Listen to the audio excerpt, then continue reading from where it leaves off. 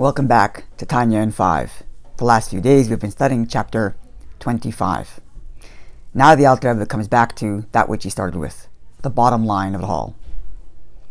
The verse upon which all of Tanya is based states that it is exceedingly accessible and exceedingly relevant for every Jew to be able to serve God wholeheartedly.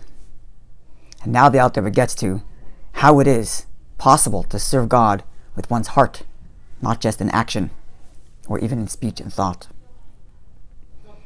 Considering everything we learned in the last 6 chapters, specifically in chapter 18 and 19 we established that every Jew has this existential attachment to God and this existential fear of being detached from God, and therefore every Jew is capable of giving up his very life rather than to worship a God that is other than God alone. And having established over the last few chapters that every mitzvah is an absolute unity with God himself, in that when I engage in a commandment, I am the embodiment of God's essential desire, the ultimate purpose for which everything exists. And with every sin, I declare independence from God, in that God said, don't do it, and I say, I do what I want. Now comes the Alter Rebbe in chapter 25 and says, make a very simple calculation. If I am capable of dying and going through all the pain associated with that, rather than being disconnected from God for one moment, and I would do so happily, when I know that when I bow down to that idol, I am detached from God, I will happily take on all the pain of death, because I know I am preserving my existential attachment to God. If I'm capable of doing that, then how much more so I should give up on the small pleasure of some sin rather than engage in that silly sin than be detached from God. And the same thing is true of fulfilling a mitzvah. Again, if I'm capable of giving up my life rather than being detached from God, then how the more so I should get off the couch and do that mitzvah, because I'm going to become united with God in that moment. This idea, remembering my existential attachment to God and the capability I have to give up my life for Him, is something I can remind myself of at any moment. It doesn't take big contemplation. I don't need to understand God's greatness.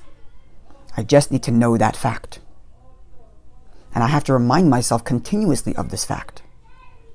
And this is the true meaning of the Shema prayer that we are required to say twice a day. In Shema we declare God's unity. And the idea is to remind us that we are indeed capable, and we would indeed give up our lives rather than detach ourselves from God's oneness.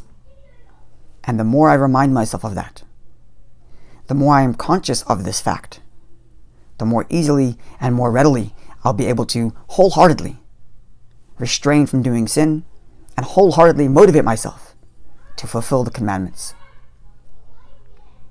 The takeaway from all of this is rather obvious.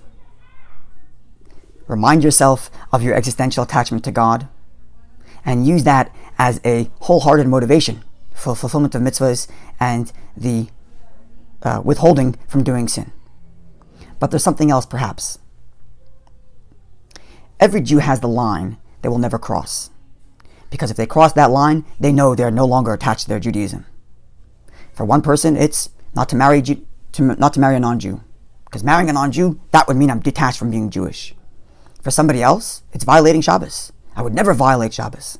For somebody else's, I would never miss tefillin. And for somebody else, I would never eat something that's not at the highest level of kashrus, or not eat something that's not chalav Yisrael.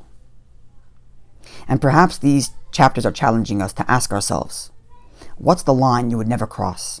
What's the line in the sand you know that if you do that, that's a detachment, and that's a betrayal of your essential Judaism and your essential attachment to God?